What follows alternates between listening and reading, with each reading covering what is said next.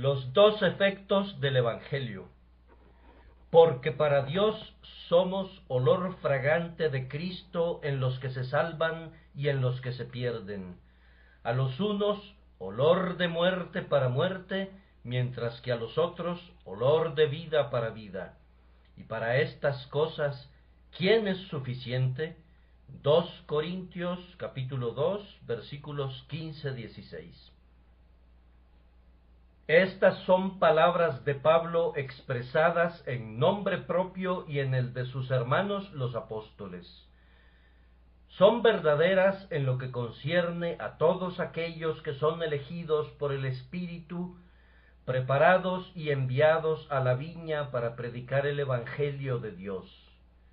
Siempre he admirado el versículo 14 de este capítulo, especialmente cuando recuerdo los labios que las pronunciaron.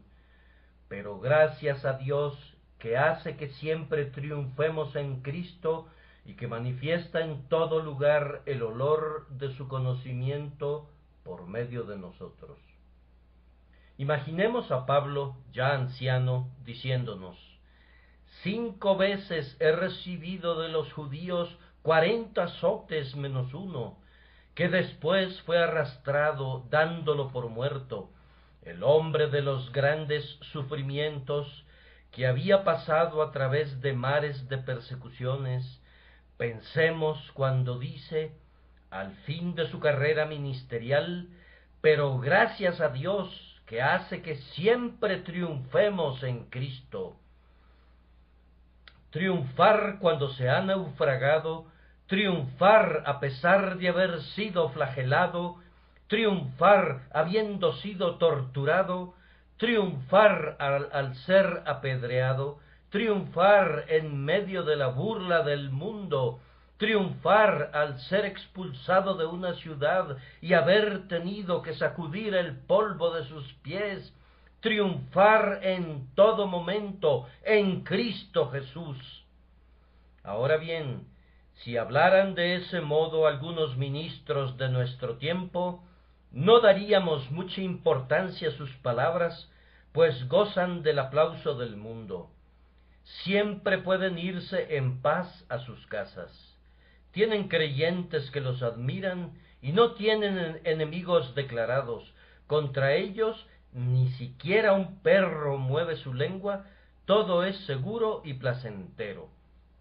Si dicen, pero gracias a Dios que hace que siempre triunfemos en Cristo, no nos conmueven.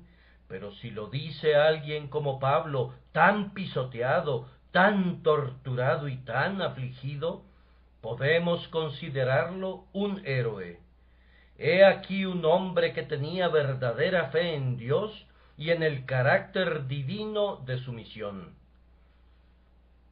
Y cuán dulce es, hermanos míos, el consuelo que Pablo aplicaba a su propio corazón en medio de todas sus calamidades. Decía que, a pesar de todo, Dios manifiesta en todo lugar el olor de su conocimiento por medio de nosotros. Con este pensamiento un ministro puede dormir tranquilo en su lecho. Dios manifiesta en todo lugar el olor de su conocimiento. Con esto puede cerrar sus ojos cuando acabe su carrera y abrirlos en el cielo. Dios, por mediación mía, manifestó en todo lugar el olor de su conocimiento. Sigan, pues, las palabras de mi texto, que expondré dividiéndolo en 3 partes. Nuestra primera observación será que, aunque el Evangelio es un buen olor en todo lugar, produce, sin embargo, diferentes efectos en diferentes personas. A los unos, olor de muerte para muerte, mientras que a los otros, olor de vida para vida. Nuestra segunda observación será que los ministros del Evangelio no son responsables de su éxito, porque dice, para Dios somos olor fragante de Cristo en los que se salvan y en los que se pierden. Y en tercer lugar, la carga del ministro del Evangelio no es ligera. Su deber es algo muy agobiante.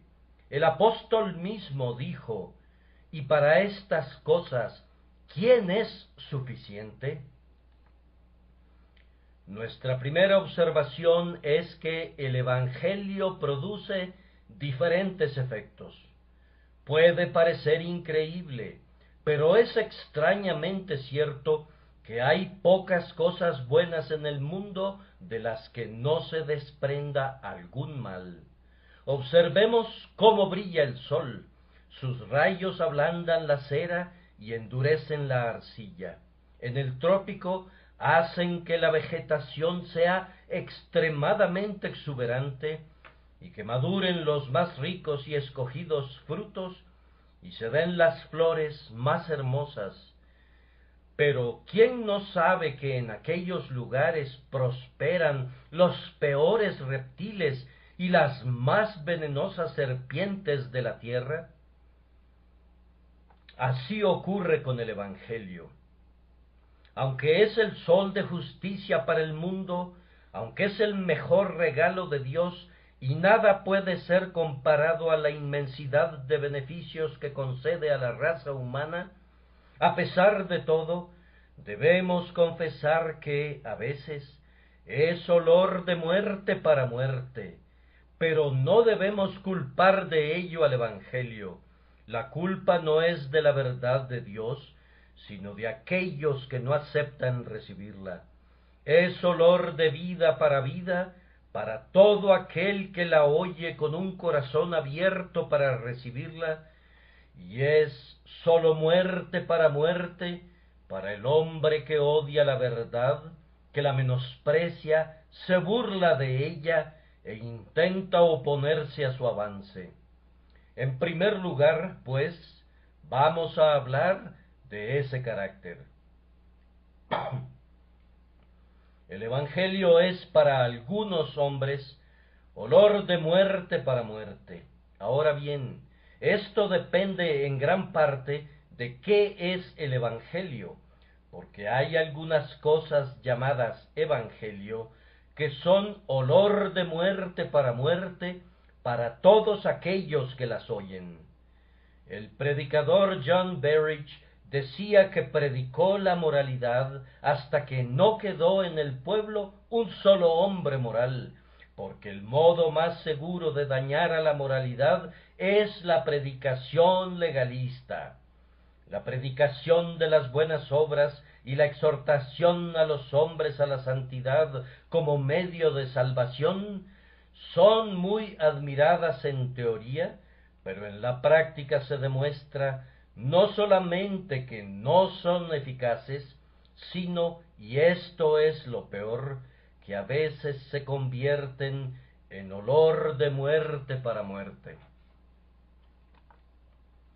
Así se ha comprobado, y creo que incluso el gran Chalmers confesó que durante años y años antes de conocer al Señor, no predicó otra cosa que moralidad y preceptos, pero nunca vio a ningún borracho convertido por el mero hecho de mostrarle los males de la borrachera.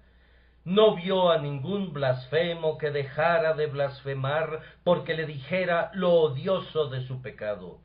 Cuando empezó a predicar el amor de Jesús, cuando predicó el Evangelio como es en Cristo en toda su claridad, plenitud y poder, y la doctrina de que por gracia sois salvos por la fe, y esto no es de vosotros, pues es don de Dios, fue cuando conoció el éxito.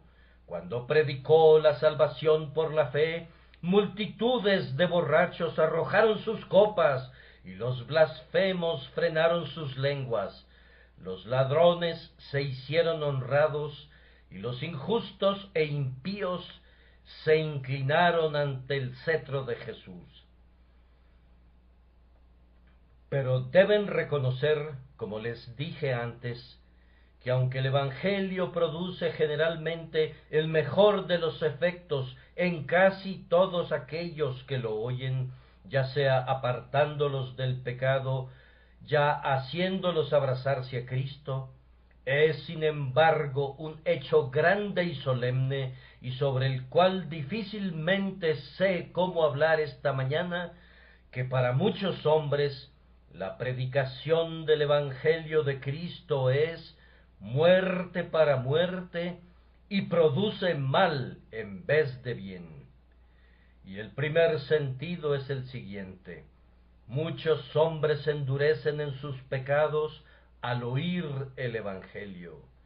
Oh, qué verdad más terrible y solemne es que de todos los pecadores, algunos pecadores del santuario son los peores. Aquellos que pueden sumergirse más en el pecado y tienen la conciencia más tranquila y el corazón más duro, se encuentran en la propia casa de Dios. Yo sé bien que un ministro fiel servirá de estímulo a los hombres, y las severas amonestaciones de un Boanerges a menudo les hará estremecerse. Igualmente, estoy consciente que la palabra de Dios hace que a veces su sangre se coagule en sus venas, pero sé también, porque los he visto, que hay muchos que convierten la gracia de Dios en libertinaje, e incluso hacen de la verdad de Dios un pretexto para el diablo, y profanan la gracia de Dios para justificar su pecado. A tales hombres los he podido encontrar entre aquellos que oyen las doctrinas de la gracia en toda su plenitud. Son los que dicen: soy elegido, por eso puedo blasfemar. Soy uno de los que fueron escogidos por Dios antes de la fundación del mundo, por ello puedo vivir como se me antoje. He visto a un hombre que, trepado sobre la mesa de una cantina y sosteniendo el vaso en su mano, decía: compañeros, yo puedo hacer y decir más que cualquiera de ustedes. Yo soy uno de esos que están redimidos por la preciosa sangre de Jesús.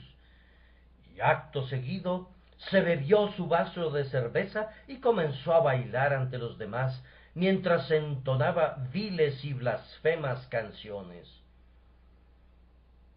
He aquí a un hombre para quien el Evangelio es olor de muerte para muerte.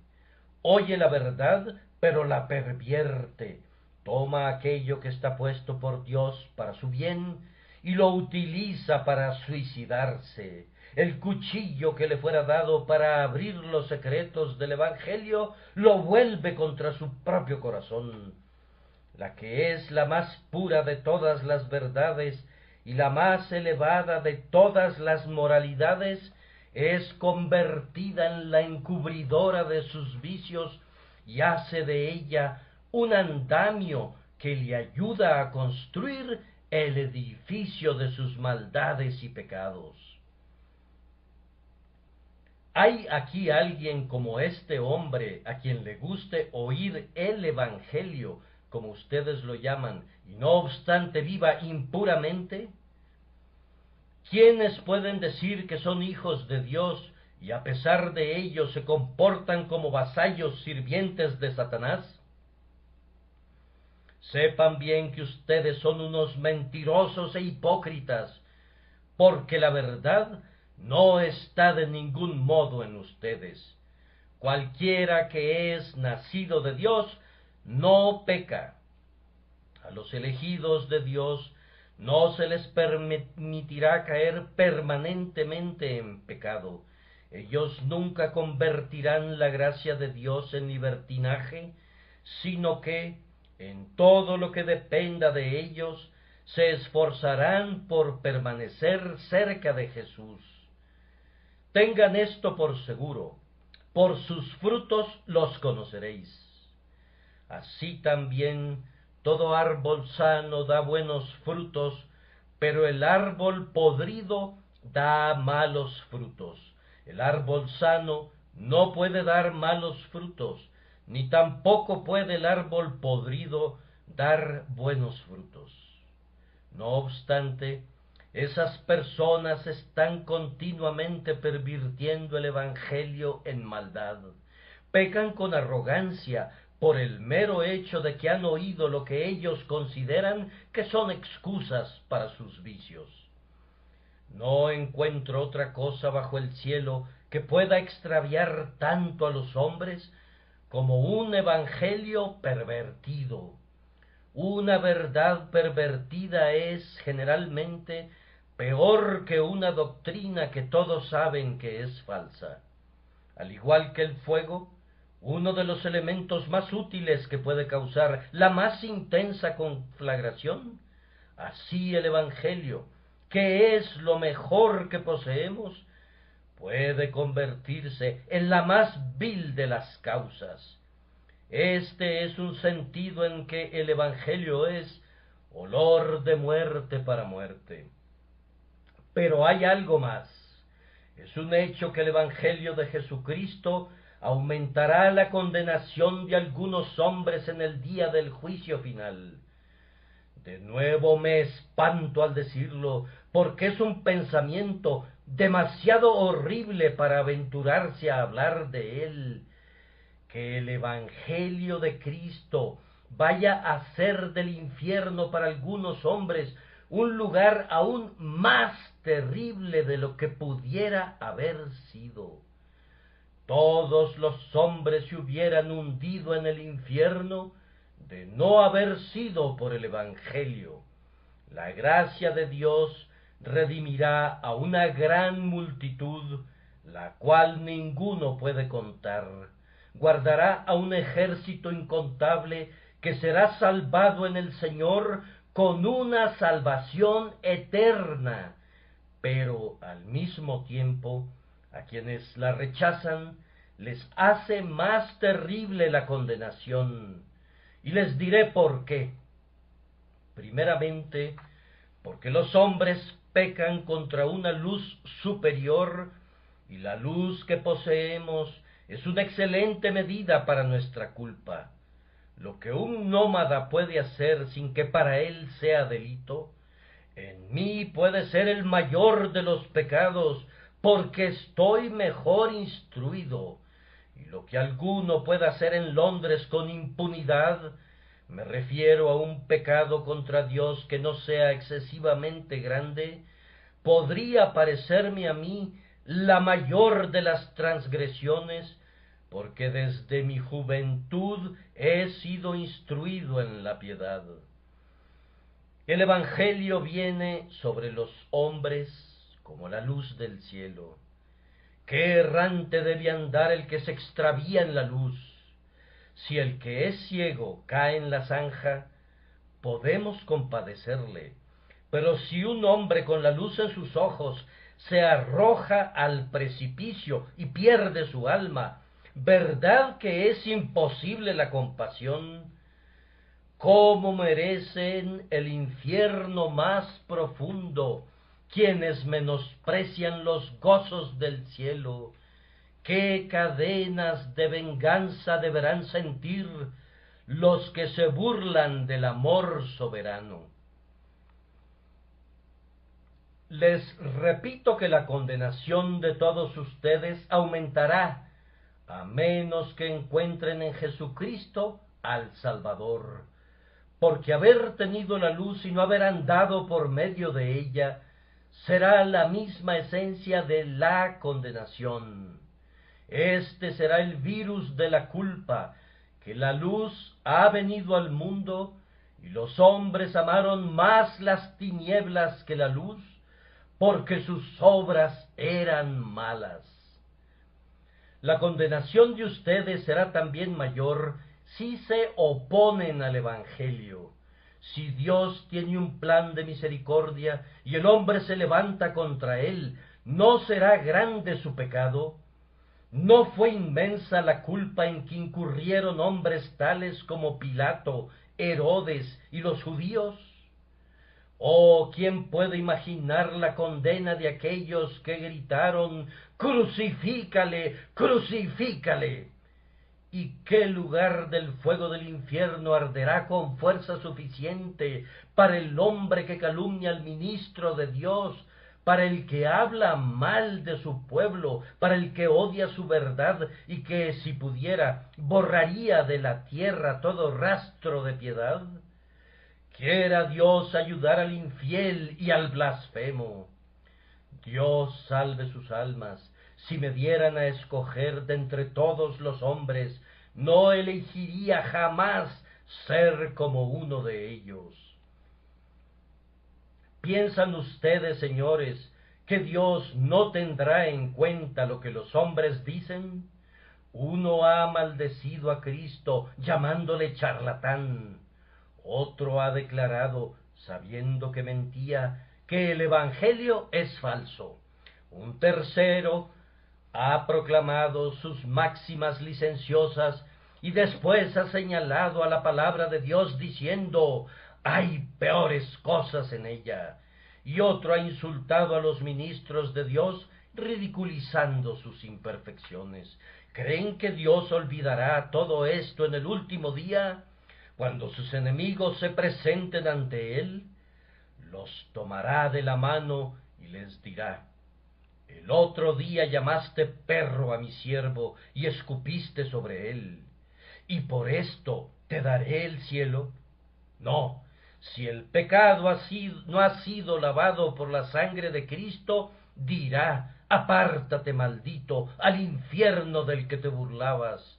Abandona el cielo que tú despreciabas y aprende que, aunque decías que no había Dios, esta diestra te enseñará eternamente la lección de que sí lo hay, porque aquel que no me descubra por mis obras de benevolencia, sabrá de mí por mis hechos de venganza. Así pues, apártate, te digo.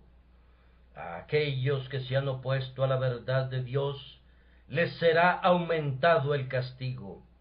Ahora bien, ¿no es esta una solemne visión de que el Evangelio es para muchos olor de muerte para muerte? Consideraremos aún otro sentido. Creo que el Evangelio hace a algunos seres de este mundo más desgraciados de lo que hubieran sido. El borracho podría beber y gozarse en su embriaguez con mayor alegría, si no hubiera oído decir, todos los borrachos tendrán su parte en el lago que arde con fuego y azufre. Cuán jovialmente el transgresor del domingo alborotaría durante todo el día, si la Biblia no dijera, acuérdate del día de reposo para santificarlo.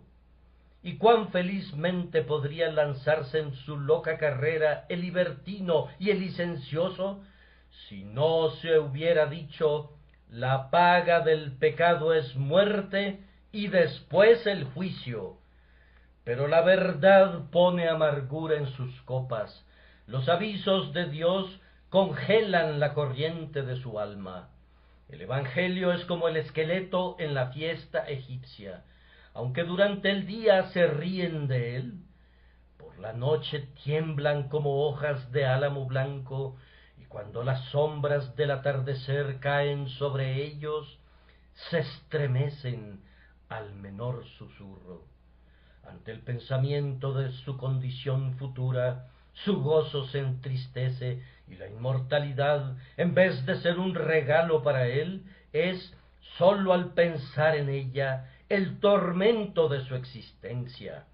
Las dulces palabras de amor de la misericordia no son para ellos más armoniosas que el estruendo del trueno, porque saben que las menosprecian.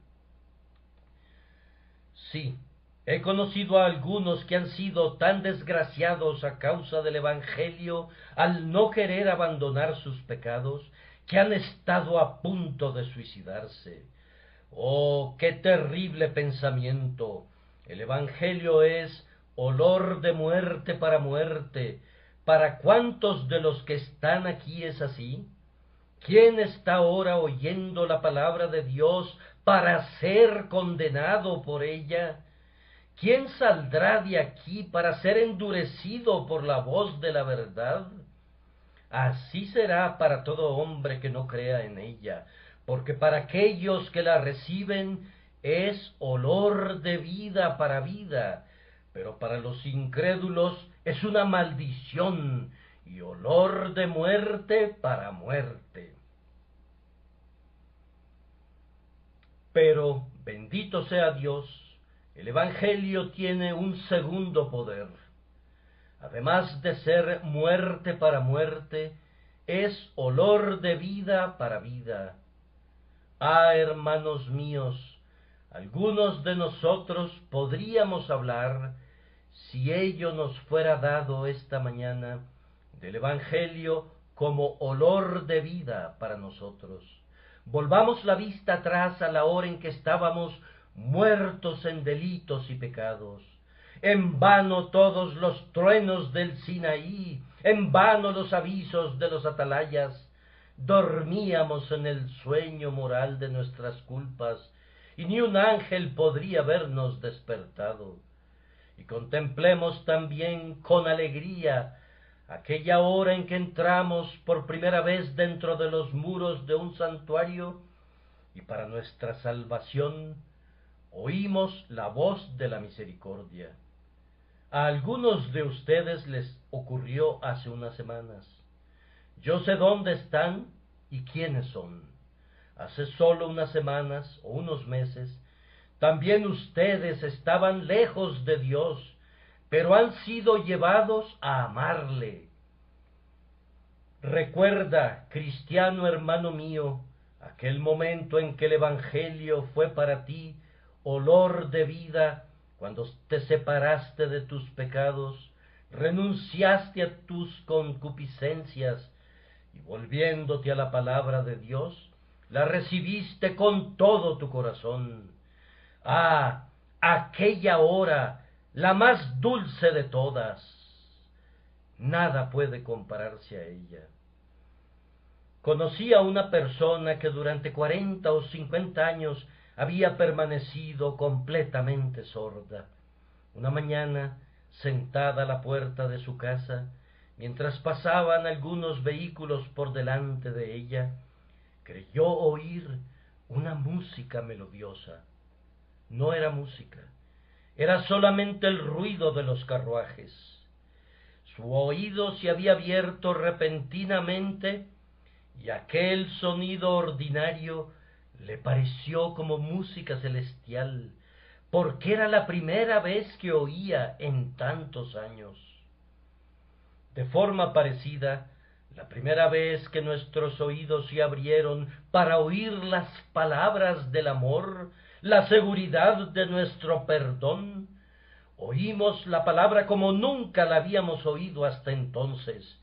Nunca nos pareció tan dulce y quizás, aún en estos momentos, miramos atrás y decimos, qué horas de paz gocé entonces, cuán dulce es su recuerdo todavía. Cuando por primera vez fue olor de vida para nuestras almas. Así pues, amados míos, si alguna vez ha sido olor de vida, siempre lo será, porque no dice que sea olor de vida para muerte, sino olor de vida para vida. Al llegar a este punto, debo dirigir otro golpe a mis antagonistas, los arminianos. No puedo remediarlo. Ellos sostienen que a veces el Evangelio es olor de vida para muerte. Nos dicen que un hombre puede recibir vida espiritual y no obstante morir eternamente, es decir, puede ser perdonado y después castigado, puede ser justificado de todo pecado y sin embargo sus transgresiones pueden ser cargadas de nuevo sobre sus espaldas. Dicen que un hombre puede haber nacido de Dios y no obstante morir, puede ser amado por Dios, y a pesar de ello, Dios puede odiarle mañana. Oh, no puedo soportar el hablar de tales doctrinas llenas de mentiras. Que crean en ellas los que quieran. Por lo que a mí respecta, creo tan profundamente en el amor inmutable de Jesús, que supongo que si a un creyente estuviera en el infierno, el mismo Cristo no estaría mucho tiempo en el cielo sin gritar: ¡al rescate! ¡Al rescate! Oh, si Jesucristo estuviera en la gloria, y de su corona faltara una de sus piedras preciosas, la cual poseyera Satanás en el infierno, éste diría: mira, príncipe de la luz y de la gloria, tengo en mi poder una de tus joyas. Y manteniéndola en alto gritaría: tú diste tu vida por este hombre, pero no tienes poder suficiente para salvarle. Tú lo amaste una vez, ¿y dónde está tu amor? De nada le sirve, porque más tarde lo odiaste. ¿Y cómo se reiría burlonamente de aquel heredero del cielo, diciendo: este hombre fue redimido, Jesucristo lo compró con su sangre? Y arrojándolo a las olas del infierno, con grandes carcajadas diría: toma, redimido, mira cómo puedo robar al Hijo de Dios. Y con gozo maligno continuaría repitiendo: este hombre fue perdonado, contemplen la justicia de Dios, es castigado después de haber recibido el perdón. Cristo sufrió por sus pecados, y no obstante yo lo poseo, porque Dios lo ha castigado 2 veces. ¿Creen ustedes que podrá decirse eso alguna vez? Ah, no. Es olor de vida para vida, y no de vida para muerte. Sigan con su evangelio envilecido, predíquenlo donde quieran, pero mi Señor dijo: yo doy a mis ovejas vida eterna. Ustedes dan a sus ovejas vida temporal, y ellas la pierden. Pero Jesús dice: yo les doy vida eterna, y no perecerán para siempre, ni nadie las arrebatará de mi mano. Cuando hablo de este tema, generalmente me enciendo, porque creo que hay muy pocas doctrinas tan importantes como la de la perseverancia de los santos, porque si uno de los hijos de Dios llegara a perecer, o si yo supiese que esto pudiera suceder, sacaría la conclusión inmediata de que yo podría ser uno de ellos, y supongo que a cada uno de ustedes les pasaría lo mismo. Y en este caso, ¿dónde están el gozo y la felicidad del Evangelio? De nuevo repito que el Evangelio arminiano es una cáscara sin contenido, una cáscara sin el fruto. Que se lo queden aquellos a quienes agrada, no discutiremos con ellos, dejen que continúen predicándolo, dejen que sigan diciendo a los pobres pecadores que si creen en Jesús serán condenados después de todo, que Jesucristo les perdonará y que a pesar de ello el Padre los enviará al infierno. Sigan predicando el Evangelio de ustedes, porque ¿quién los escuchará? Y si alguno lo escuchara, ¿les sirve de algo oírlo? Les digo que no, porque si después de convertirme estoy en el mismo lugar en que me encontraba antes de convertirme, de nada me sirve el haber sido convertido. Mas a aquellos a quienes Él ama, los ama hasta el fin. Una vez en Cristo, en Él para siempre. Nada puede separarme de su amor.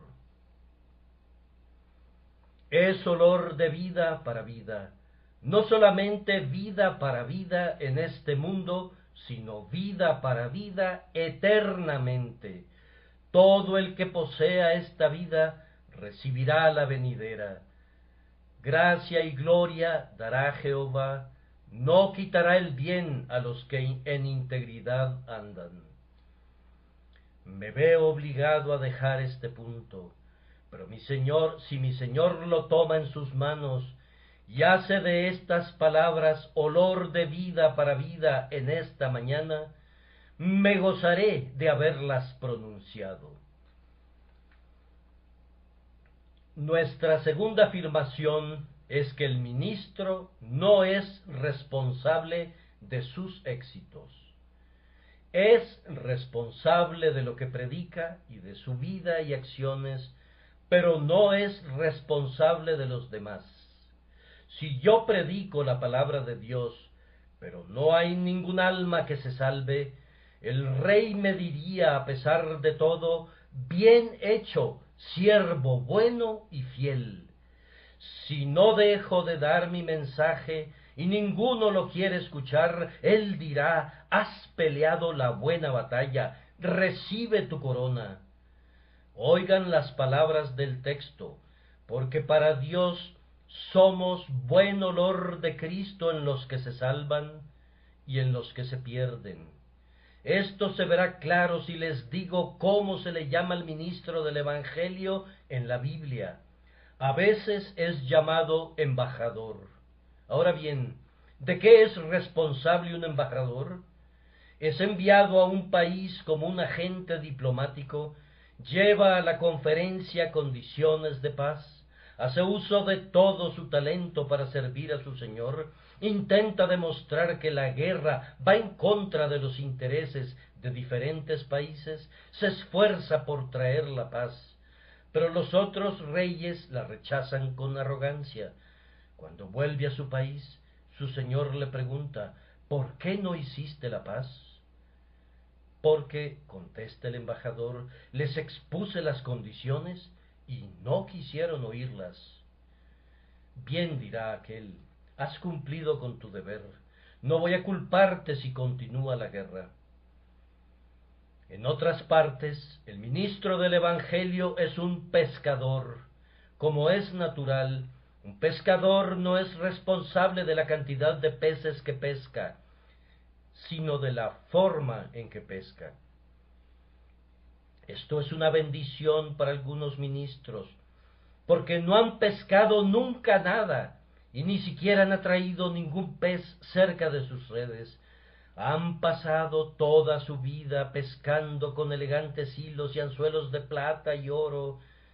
Siempre utilizaron hermosas y pulidas frases, pero a pesar de todo el pez no picó, mientras que nosotros, que somos de una clase más ruda, hemos puesto el anzuelo en la boca de muchos centenares. No obstante, si echamos la red del Evangelio en el lugar adecuado, aunque no pesquemos nada, el Señor no hallará en nosotros falta alguna. Nos preguntará: pescador, ¿hiciste tu labor?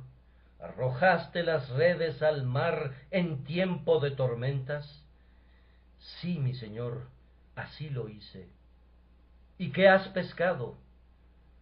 Uno o dos solamente. Bien, podía haberte mandado multitudes si así me hubiese agradado. No es tuya la culpa. En mi soberanía doy donde me agrada o niego cuando así lo prefiero. Pero en lo que a ti respecta, has hecho bien tu labor. Por ello, he aquí tu recompensa. Algunas veces el ministro es llamado un sembrador, y ningún agricultor hace responsable de la cosecha al sembrador. Toda su responsabilidad consiste en sembrar, y en sembrar la semilla adecuada. Si la echa en buena tierra, entonces es feliz, pero si cae al borde del camino y las aves del cielo se la comen, ¿quién culpará al sembrador? ¿Podía haberlo remediado? No, él cumplió con su deber, esparció las semillas ampliamente y allí las dejó. ¿A quién ha de culparse? Al sembrador no, desde luego. De esta forma, amados míos, si un ministro va al cielo con una sola gavilla en sus espaldas, su Señor le dirá: segador, una vez fuiste sembrador, ¿dónde recolectaste tu gavilla? Señor, sembré sobre la roca y no creció. Solamente un grano en la mañana de un domingo fue llevado por el viento hacia un lado y cayó en un corazón preparado. Y esta es mi única gavilla. Aleluya, resonarán los coros angelicales. Una gavilla de entre las rocas es para Dios más honor que miles de ellas de una buena tierra. Por ello debe sentarse tan cerca del trono como aquel que viene inclinado bajo el peso de sus muchas gavillas, procedentes de alguna tierra fértil.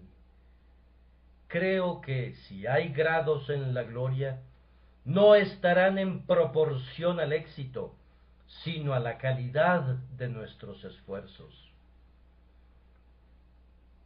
Si procedemos correctamente y si con todo nuestro corazón nos esforzamos para cumplir con nuestros deberes de ministros, aunque no veamos nunca ningún resultado, recibiremos la corona.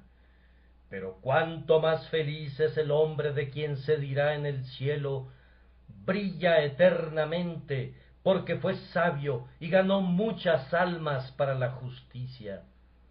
Siempre ha sido para mí el mayor gozo creer que cuando entre en el cielo contemplaré en días futuros sus puertas abiertas, y por ellas veré entrar volando a un querubín quien, mirándome a la cara, pasará sonriente ante el trono de Dios, y después de haberse inclinado ante él, y una vez prestado homenaje y adoración, vendrá a estrecharme la mano, aunque no nos conozcamos, y si hubiera lágrimas en el cielo, yo voy a llorar al oírle decir: hermano, de tus labios oí la palabra, tu voz me amonestó por primera vez de mi pecado, y heme aquí contigo, el instrumento de mi salvación.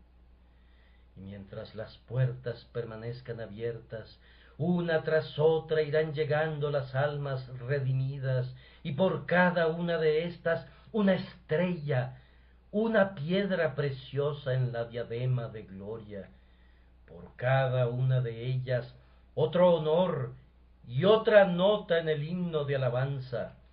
Bienaventurados los que mueren en el Señor, sí, dice el Espíritu, porque sus obras con ellos siguen.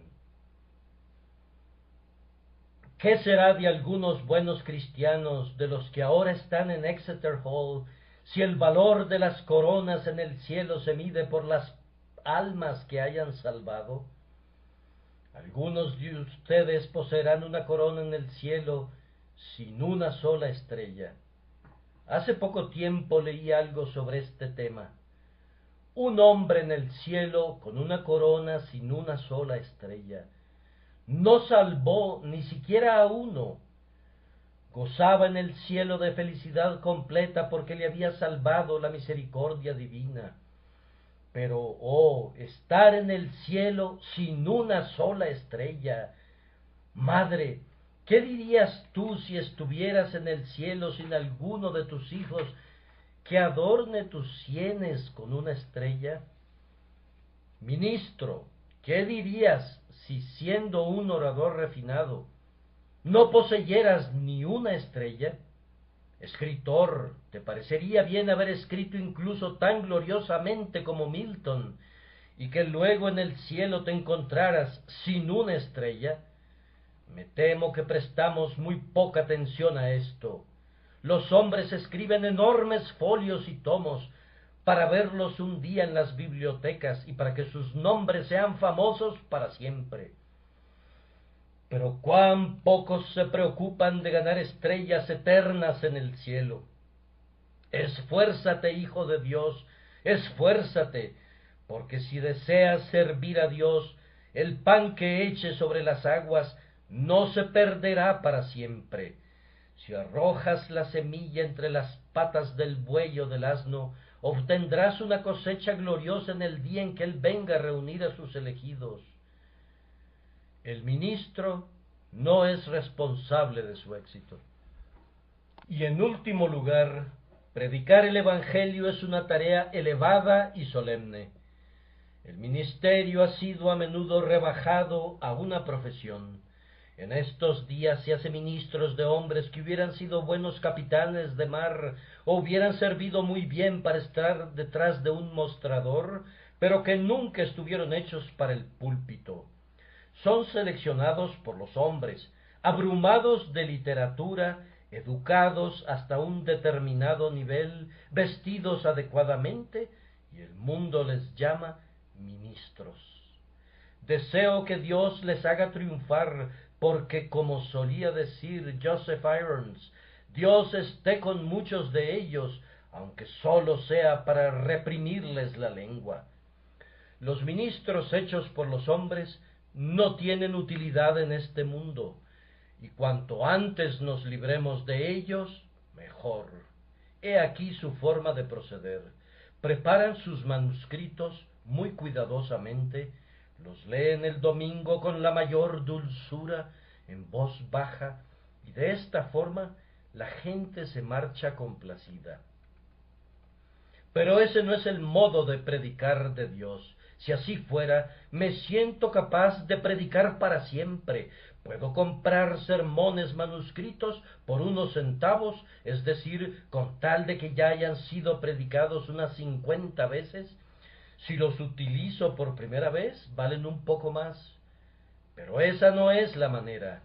Predicar la palabra de Dios no es lo que algunos creen, un simple juego de niños, un negocio o profesión que cualquiera pueda ejercer. Un hombre debe sentir, en primer lugar, que tiene un llamado solemne. Después, debe saber que realmente posee el Espíritu de Dios y que cuando habla existe una influencia sobre él que le capacita para predicar como Dios quiere que lo haga. De otra forma, debe abandonar el púlpito inmediatamente, porque no tiene ningún derecho a estar en él, aunque la iglesia sea de su propiedad. No ha sido llamado para anunciar la verdad de Dios, y Dios le dice: ¿qué tienes tú que hablar de mis leyes? Mas ustedes dicen: ¿qué dificultad existe en la predicación del Evangelio de Dios? Bien, debe ser algo duro, porque Pablo dijo: y para estas cosas, ¿quién es suficiente? Antes que nada les diré que es difícil, porque así está hecho para que no sea tergiversado por prejuicios propios al predicar la palabra. Cuando se tiene que hablar con severidad, el corazón nos dice: no lo hagas. Si hablas de esta forma te juzgarás a ti mismo, y entonces existe la tentación de no hacerlo. Otra prueba es que tememos desagradar al rico de nuestra congregación. De esta forma pensamos: si digo esto y lo otro, fulano y sutano se ofenderán. Aquel otro no aprueba esta doctrina. Lo mejor será que la abandone. Quizás suceda que recibamos los aplausos de las multitudes y no queramos decir nada que las disguste, porque si hoy gritan Hosana, mañana gritarán crucifícalo, crucifícalo. Todas estas cosas obran en el corazón de un ministro. Él es un hombre como ustedes y la siente. Además, está el agudo cuchillo de la crítica y las flechas de aquellos que le odian a él y a su Señor, y a veces no puede evitar el sentirse herido. Posiblemente se pondrá su armadura y gritará: no me importan las críticas de ustedes. Pero hubo épocas en que los arqueros afligieron penosamente incluso a José. Entonces se encuentra en otro peligro, el de querer defenderse, porque quien lo hace comete una gran locura, el que deja a sus detractores solos y, al igual que el águila, no hace caso de la charla del gorrión, o como el león no se molesta en ahogar el gruñido del chacal, es un hombre y será honrado. Pero el peligro está en que queramos dejar establecida nuestra reputación de justos. Y oh, ¿Quién es suficiente para dirigir la nave librándola de estas peligrosas rocas? Para estas cosas, hermanos míos, ¿quién es suficiente? Para levantarse y anunciar domingo tras domingo y día tras día las inescrutables riquezas de Cristo. Al llegar a este punto, y para terminar, sacaré la siguiente conclusión: si el Evangelio es olor de vida para vida, y el trabajo del ministro es una labor solemne, cuánto bien hará a todos los amantes de la verdad el orar por todos aquellos que la predican, para que sean suficientes para estas cosas. Perder mi devocionario, como les había dicho muchas veces, es lo peor que puede ocurrirme. No tener a nadie que ore por mí me colocaría en una situación terrible. Quizá, dice un buen poeta, el día en que el mundo perezca será aquel que no esté embellecido con una oración, y tal vez el día en que un ministro se apartó de la verdad fue aquel en que su congregación dejó de orar por él, y cuando no se elevó una sola voz suplicando gracia en su favor. Estoy seguro de que así ha de ocurrir conmigo. Denme el numeroso ejército de hombres que tuve el orgullo y la gloria de ver en mi casa antes de venir a este local. Denme aquellas gentes dedicadas a la oración, que en las tardes del lunes se reúnen en gran multitud para pedir a Dios que derrame su bendición sobre ellos, y venceremos al mismo infierno a pesar de toda la oposición. No son nada nuestros peligros si tenemos oraciones, porque aunque aumente mi congregación, aunque la formen gentes nobles y educadas, y aunque yo posea influencia y entendimiento, si no tengo una iglesia que ore, todo me saldrá mal. Hermanos míos, ¿perderé alguna vez sus oraciones? ¿Cesarán alguna vez en sus súplicas? Nuestra labor en este gran lugar está casi terminada, y felizmente volveremos a nuestro muy amado santuario. ¿Cesarán entonces acaso en sus oraciones? Me temo que esta mañana no hayan pronunciado tantas plegarias como debieran. Me temo que no ha habido una devoción tan ardiente como hubiera sido necesaria. Yo no he sentido el maravilloso poder que experimento algunas veces, no los culpo por ello, pero no quiero que nunca se diga: aquel pueblo que fuera tan ferviente se ha tornado frío. No dejen que la tibieza penetre en Southwark. Si ha de estar en alguna parte, que se quede aquí en el West End, no lo llevemos con nosotros. Contendamos eficazmente por la fe que ha sido una vez dada a los santos, y sabiendo en los peligros que se encuentra el portador del estandarte, suplico que se reúnan ustedes a su alrededor, porque habrá males en el ejército.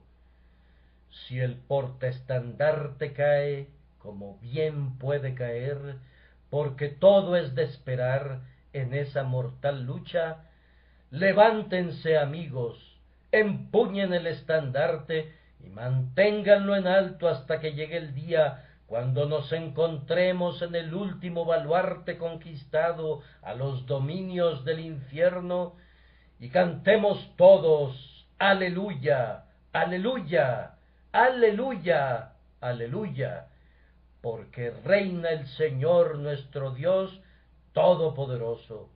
Hasta entonces, continuemos luchando.